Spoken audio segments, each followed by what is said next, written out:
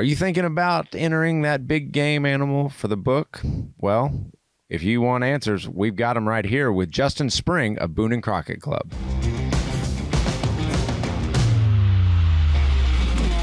Welcome in, Gun Talk Hunters. We hope you're doing well out there and you're preparing to go out in the field because it's about that time. I'm really close to pulling out all my gear to start getting in shape, getting in that backcountry hunter shape because I've lost a step or two. But today's Gun Talk Hunt is brought to you by Sig Sauer, Gun Dealio, Silencer Central, Silence Delivered, and ATN, the future of optics. Thank you guys for sponsoring this. And today we got a good one. Today we got Mr. Justin Spring from the Boone Crockett Club. How you doing today, sir? Great, man. How about you? Doing good, man. We've been trying to connect for a little while. We just hadn't had a whole lot of time. I mean, because it's just the time of the year that we're just so busy right now. Yeah, we got our awards program coming up, and it's every 3 years. It's pretty intense over here in Missoula as well.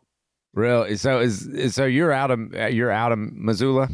Yep, I'm in the headquarters here in Missoula, Montana. So not a bad place to be. Yeah. Especially now. I mean, I'm just sitting here dealing with 103 degrees down here in the dirty South, and I'm sure it gets hot up there, but it's just a different beast. Yeah, no, we just hit the 80s yesterday for the first time, and we're all complaining. But it's oh my gosh, send it this way, please. Send it this way. I'm begging you. I am seriously begging you right now. I think it was, down here in southeast Louisiana, it's, you're talking about 100-degree heat index, and then the humidity is at least 1,000. It's you can keep that. We're good up here in the mountains. You sure? I'll send it up. I don't mind. Nope. No, so it's funny because you think about it. You walk outside and your clothes are immediately soaked with sweat, and so you kind of drive around with extra shirts in the car just because I don't want to be a nasty sweaty mess. Oh.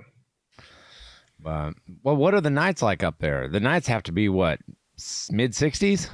They're cooling down. I mean, we're in the 40s and 50s, trying to get a garden in. We have a 70-day growing season. So, it's not all wonderful.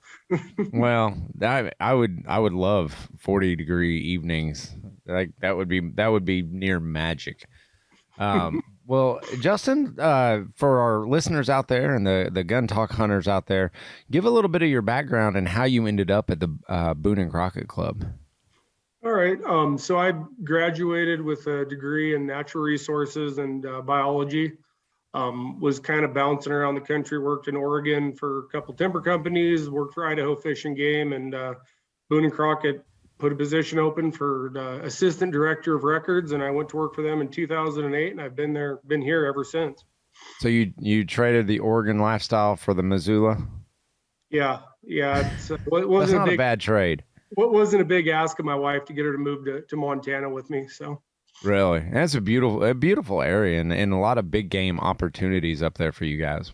Yeah, there's a bunch of everything, and being in the western part of Montana, we're very close to a lot of other really good big game states, and so not only do we have a bunch of opportunity here within our own state, if we happen to fill tags, we can usually hop over a border and get somewhere pretty close and continue the hunting season. Man, that would be nice. Well, let's talk a little bit about Boone Crockett Club and their role within the big game hunting world. Talk a little bit about Boone Crockett Club. So we were the original conservation organization. We were started in 1887 by Theodore Roosevelt. A lot of the current groups kind of spawned out of the club. At that time, he had been out west. He organized a meeting. The science journals of the day were the same as a hunting magazine. They were all naturalists, and they said, hey, game's being depleted, we got to do something. And so that was BNC's beginning. And basically the history of conservation in North America, the club follows right along with that, with our key members and whatnot. My party organization, I run the records program. That's the scoring of big game, and everybody thinks it's a competition for hunters, but in reality, we actually do this to keep gauge wildlife population successes and failures. The idea being, we can't look at every animal taken, but if we take a snapshot of the biggest and the best, if those exist, everything has to be in place for them to get there. And so that's my 9 to 5 is monitoring, wildlife populations through the records program. And so your role is kind of just organizing that whole portion of the Boone and Crockett Club. Yeah, I do a lot of the trainings with the assistant director for the measures, and so we have a unified scoring method. I mean, this has been peer reviewed, so it's not just somebody throws a tape on something, throws in a number. Right. But I'm also involved on the ethics committee discussing, fair chase and the emerging technologies and what is and isn't, a step in the right direction for hunting. And we're a pretty small staff. There's only 13 of us, so we wear a lot of hats, and it's a pretty fun job. Well, we're gonna definitely get into the big game records and kind of your wheelhouse, because I'm so happy to have you on here, and we're talking to Justin Spring out of the Boone and Crockett Club. Let's talk a little bit about, as a hunter, we'll get into this right now.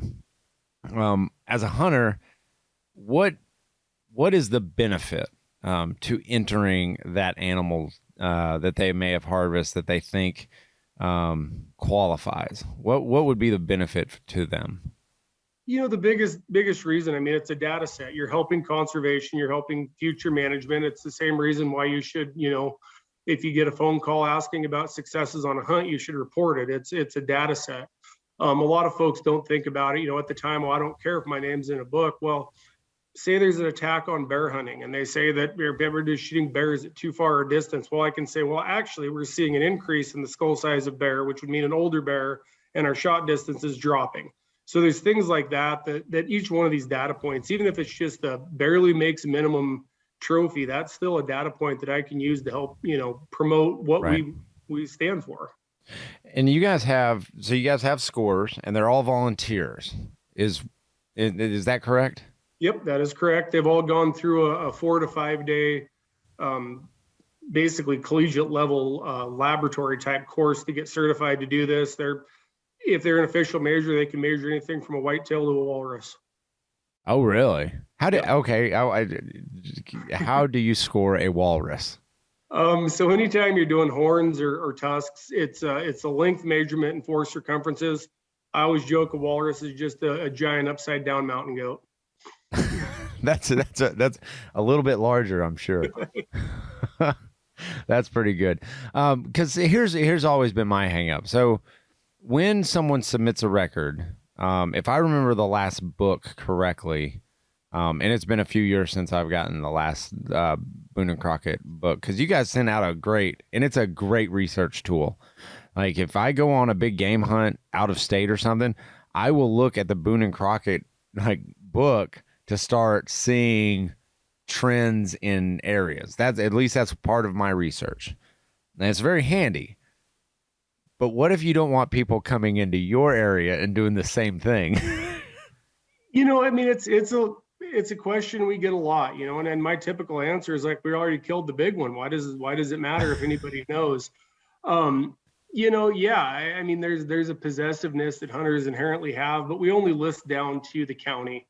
And so if you look at a lot of places, I mean, within a county isn't that particular. Folks will give us exact locations that they took these animals, and we're never going to publish that. We keep it as broad as we can, but at the same time be valid to say, at the county level, what's different in northern Idaho now than used to be? Why are we not seeing the whitetails we used to?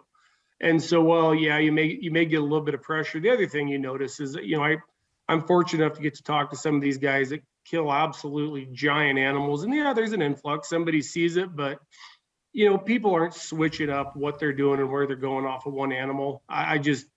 You might see a bump the year after, but it's not the hardcore, people that are really working at this and really trying to, take these top end animals. One data point isn't going to drive a decision. And so realistically, that one entry, you shouldn't, it's not going to blow you up. Right. Well, it's when you start seeing let's say in my county, if 6 people 1 year started entering, and all of a sudden you're like, whoa, that was a big spike. And, I guess you guys are going through why did that happen? And you guys monitor those trends. Yeah. And, I mean, it may be, well, every year used to be 6 and now we're down to 2. Okay. Well, there's an EHD outbreak and something like that. we can look at it from a national scale. A few years back, there's a big EHD die-off, and we saw a 70% reduction across the whitetails range. Nobody else has that ability to look at the North American model scale. Right. Even some of these states that used to have these long-term monitoring programs, they're all kind of going away. And so in terms of the scientific, side of it and the conservation piece of it, we need this data set, and that's why I get them to work every day. It's not to say, hey, your deer's bigger than this guy's. Right. Well, and as hunters, we're really kind of torn because we kind of want to stay private. If you got a good spot, you kind of want to keep it to yourself. But then on the other hand, you like to brag. You like to show off your trophies. And in a day and age when, social media is so prevalent and it's such a big influence into our daily lives, man, I'm very conflicted. And it just, it's just one thing that you got to deal with. Well, no, and it's interesting. I mean, the idea of social media and the competitiveness, yeah, it exists today, but that's how Boone and Crockett started the idea of fair chase. Was you had to take an animal in fair chase to make it into this book. And folks back then wanted that recognition, so they changed their hunting tactics. Now, many of the states ended up adopting game laws that followed our fair chase requirements. But at the time when the club started, there was no game laws, there was nothing. And so they developed this code saying, like, man, there is lines that we can't cross, so we have to give these animals a chance to escape. So even then, people were looking for acceptance. They wanted to be considered part of the cool group, and they wanted to get their name in a book. And we, in essence, changed the whole discussion around what was proper tactics for hunting in North America. Yeah, it's interesting. We're going to jump in here real quick from a word from our sponsors. But on the back side of this, I want to talk about the rule set that we all must follow if we're going to enter the Boone and Crockett Club. ATN, the future of optics. ATN packs a ton of features in their Thor 4. I love them all, but a few that really stand out to me are the one-shot zero. So when you go out to the range, you're not going to waste all your day sitting there trying to dial this gun in. It's got a ballistics calculator in there, so you've got different profiles, so your gun profiles, you can save them. Really cool. So if you're looking to get in the thermal imaging game, I would highly recommend the Thor 4 from ATN. That's at atncorp.com. That's atncorp.com. Silencer Central.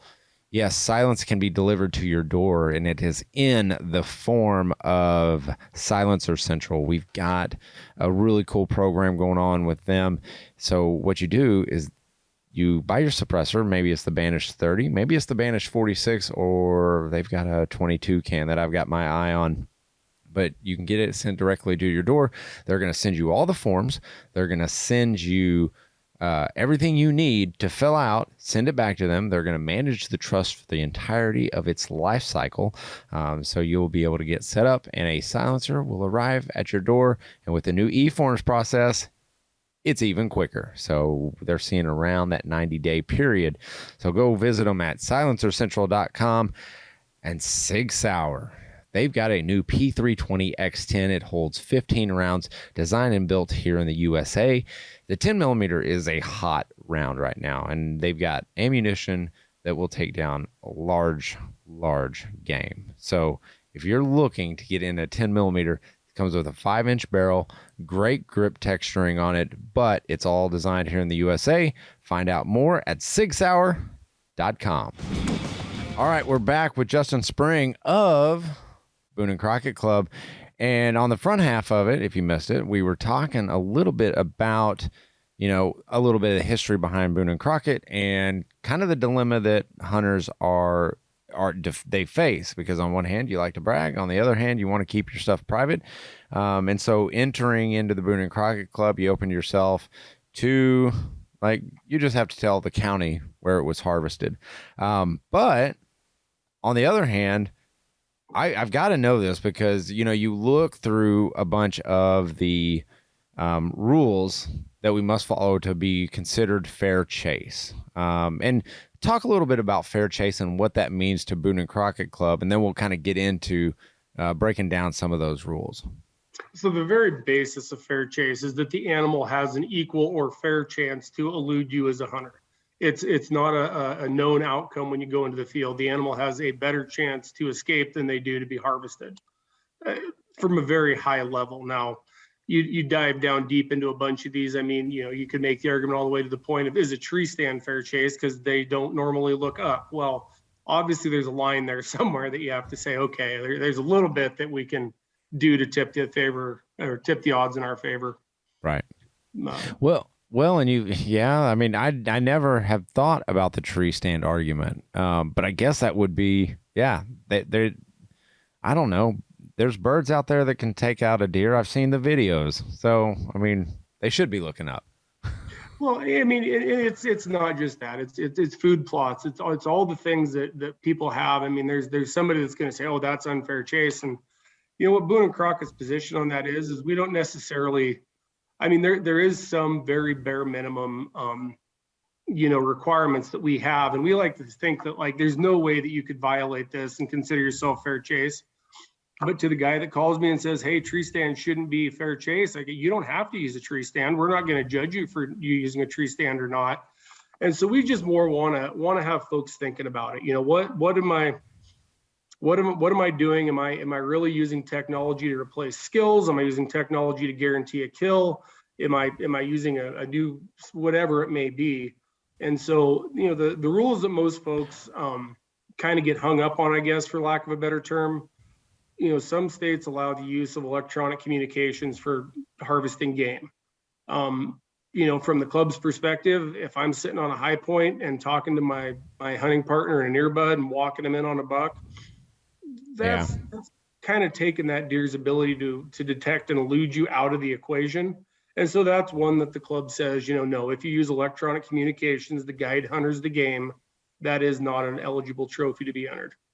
So, man, I mean, that opens up to cell phone usage while we hunt, because we all carry those. And, you may have a buddy over there and man, how bad would that suck if he texts you and says, hey, there's a big one coming your way, and you harvest it? Because whew.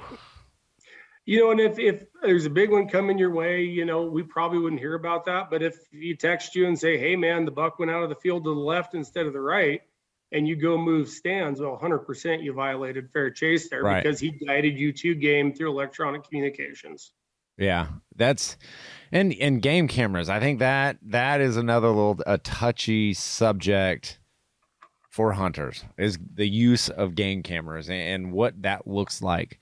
Because, I mean, bucks move, game move all around. They widen their areas come a certain time of year. And so to walk us through the game camera debate, because that, to me, if I've got him showing up 3 days in a row, I could go sit in that tree on the fourth day and he may not show up. Right. So what it says, and this is a policy, it started off, there used to be trail timers, right? And so a string would get broken. And we said, if this sends you instantaneous information that you then go hunt that deer, that's what we were trying to prevent. Now, again, This was early on. And so it wasn't, the organization never realized it would get to the point that it is today. So they just said, no, if it transmits information to you, it's not eligible. Well, clearly trail camera companies have a lot of cellular cameras now. The way the rule was written, if I get a picture of a fawn and then that's the only picture I get, but 10 years later, you shoot that buck, that was an animal caught on, and that obviously was an extreme case. We never threw one out for that. But that's why we looked at that trail camera policy and said, okay, what's reasonable? And basically what it comes down to is if that information that you receive elicits an immediate response. And so, we're sitting here doing the podcast and I get a text message and it says, hey man, these elk are coming down this draw. Hey, I got to go. That's an immediate response. Yeah. And so again, we're not trying to be, a stick in the mud here. We're just saying it does come to a point where you could have a bunch of cameras out with cellular technology and never really spend a day in the woods. You just sit at your computer until you get told that, hey, the deer's there, and go get it. And at some point we have to say, okay, that's a little much. Yeah, it's the whole e-scouting thing. And that's, I see that as an e-scouting tool. I have a hard time. I don't know. I'm conflicted on that as well. Like the old school cameras where you have a card in there, like I don't mind that, because you go in there, you're checking the card. and he could have been in there 2 days ago, and you just have a picture of him. But the wireless has entered a whole new realm, because that is instant feedback. It's like, oh, he's there right now. I know exactly what this deer is doing. Well, and the other thing too, and this came up in the discussion, but I mean, you physically going in and checking that camera and pulling the card, you're setting up the woods. That deer knows you're in there. Yep. That the cellular technology, you can set that 3 months early and never go back to that spot until the day you hunt. And hunters need to decide, is using that technology, do I feel that gives me too much of an advantage, or maybe not? And that's right. The club didn't go down that road. We just said if it creates a real-time response, then it's not fair chase. Well, and I mean, a lot of guys will use the feeders as an example. Feeders, and what's the difference between a feeder and a corn crop in Iowa? I mean, right. There's a big difference, because that's their primary. They harvest the corn and they do all that. So I get that, but it's still, I mean, you're feeding them. They are set to a timer. That's an instant feedback. Is that about how you guys see it? The feeding thing is a state by state rule. We run into problems because we can look at the feeding of deer and you could say, okay, in the face of CWD and the different things coming forth, congregating deer could be a bad thing. Yeah, well, we can't say, well, you can bait deer, but you can't bait a bear. Right. And so we've got to look at all this from a whole perspective. We're not just looking at white-tailed deer. We're looking at black bears in Canada and all these other things. And so the feeder alone is not, it's not a disqualification. Right. The fact that they're conditioned to the sound of it in certain areas, it's not really outlawed, but at the same time, I mean, if you're sitting there and you know what happens and you're not feeling good about it, maybe turn off the feeder. Right. That's the hunter's decision there on where they think it's too far. Yeah, I mean, or just don't hunt feeders. Like, just pattern deer movement. I mean, right. That's also one way to do it. Be out in the woods a little bit more, but you run the risk of, you're hunting in their area, so that's the idea of a fair chase. You guys are just trying to keep it an even playing field. Yeah, I mean, our generation, we never saw the downturn in wildlife. I talked to my predecessor. They'd drive across the state to go look at a deer track. I mean, yeah, well, you think about that. We laugh at it. And, it wasn't that long ago that was the state our wildlife was in. And so we're not doom and gloom. Oh, the sky's not falling. All the deer aren't going to die tomorrow. But we need to make sure that our tactics and everything don't drive populations to that level, that we don't have disease issues, we don't have habitat fragmentation. It's just the overall picture. And we do feel that for hunting to continue, there's certain things that need to be watched. Technology is one of them. The tactics we use, what we do has to be supported by the 70-something% of folks that don't hunt themselves but support it. If we lose that, the entire hunting community is on the same page, but we're outgunned. It's that 72% that we have to be concerned with. So we kind of had chatted a little bit before, and I didn't know if you had any like cases or how do you guys figure out, if these guys, are breaking rules? Like, how do you guys go about investigating some of these entries? Because, let's take a poacher, for example. He drives around at night, he shoots this, this big buck by spotlighting or whatever, and he enters it into the book. How do you guys go about, is it kind of just take it at its word, or? At the end of the day, yeah, our system comes down to the honesty of the hunter.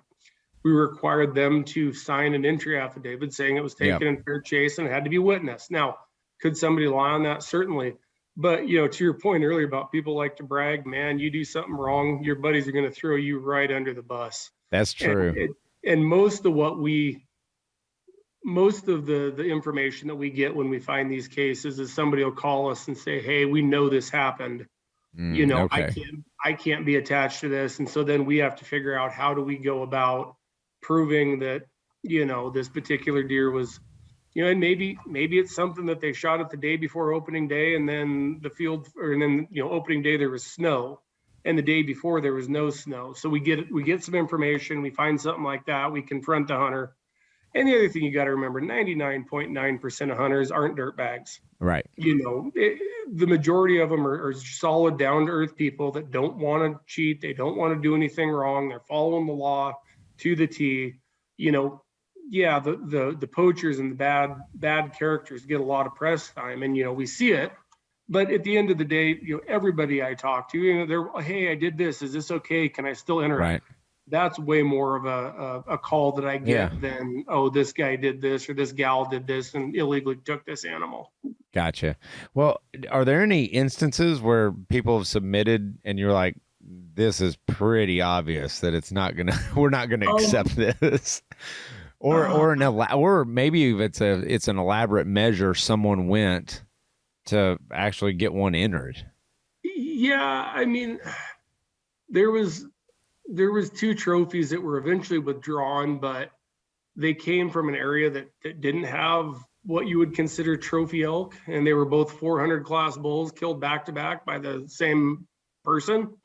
Turns out that he was a real estate agent trying to sell a piece of property, but it jumped out at us like, whoa, wait a second. Like, I mean, not that's impossible, but you see patterns in areas, Right. All of a sudden a Colorado county that isn't known for pronghorn puts out 3 90-inch bucks.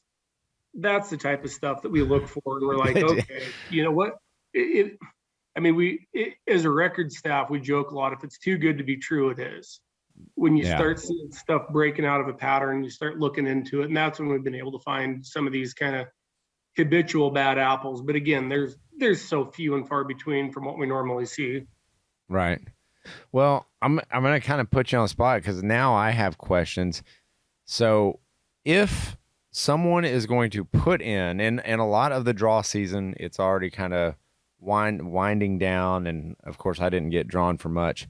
But that doesn't mean I'm not going to go hunting out of state. If someone had, like, where are the trends that you are seeing? Let's say whitetail. We got to narrow that down because the Boone and Crockett keeps records of, like you said, everything from walrus to probably muskox. But what are, for the whitetail guys out there looking to travel out of state, are there a couple states that you would say, these states are kind of maybe overlooked that you may want to pay attention to? Don't say Oklahoma. Don't want to give anything away, but if you do your research and look into the wildlife papers, there are states that the number one cause of mortality in certain areas is old age on a whitetail. That's the number one way to kill a big buck is to find an old buck. Yeah. Trends and whatnot. I mean, okay. For your example, to your county, okay, 6 people entered. Man, 6 booners got pulled out of that county. I don't know if that's the place I want to go. Right. Look at, okay, we used to be 1 entry every 5 years, and it went to 1 entry every 3 years, and now it's an entry or 2 every year. And you take that particular location and it's on an upswing. Combine that with a good rut year. Combine that with above average rainfall, or depending on if you're if you're drought limited, wait for rain. If you're flood limited, wait for drought type deal. That's the places. I mean, anybody can look at our records and say, Buffalo County, Wisconsin. Yep. Puts out a ton of giant deer. No matter how I look at it, that's the number 1 county. But there's other places out there that have age, that have the nutrition, that have all the building blocks. It's just getting that deer to age. So if you can find that old buck, that's going to be your best chance to kill a Boone and Crockett whitetail. Wow. That just popped up in my head. I was like, well, man, he could probably point some people in the right direction on where they need to go. I got to be careful because I'm going there too. So you can track. Oh, come on. You got inside knowledge. That's like insider trading right there. No, I still don't have anywhere near a book whitetail. I don't either. I'm inching closer every year. But yeah, I appreciate you hopping on with us because, clarifying why this is important. And I think, that's what people need to know is that it's okay. It's not going to ruin your one spot. They're not all going to converge, and, all the landowners aren't going to get together and go, okay, guys, we got to do a price hike. There were 3 booners taken out of this county. That's not going to happen. It's just not. No. And I mean, the other thing too is hunters, this is one thing that I'm always watching, you know, the leasing and the more and more leasing and the bigger and bigger footprint we have, we're kind of shooting ourselves in the foot there too, you know? And Yep. so this is all the stuff we're trying to talk about. And we're not going to come in and say, oh, you can only have 2 deer leases and nothing over this many acres. No, but you know, have it on your mind, man. Are you being a little bit selfish if you have 15 different leases you're watching? You know, how many kids are getting out there because you know, looking for $1? So Yeah. just different topics. Yeah, that's all. It's all good stuff. Justin Spring of Boone and Crockett Club. We're gonna get you on again closer to deer season and see. We're gonna hear some more stories because that's fascinating stuff. Sounds good. Look forward to it. All right, all you gun talk hunters out there, you guys know the drill. Keep those muzzles pointing in a safe direction and always be on the hunt.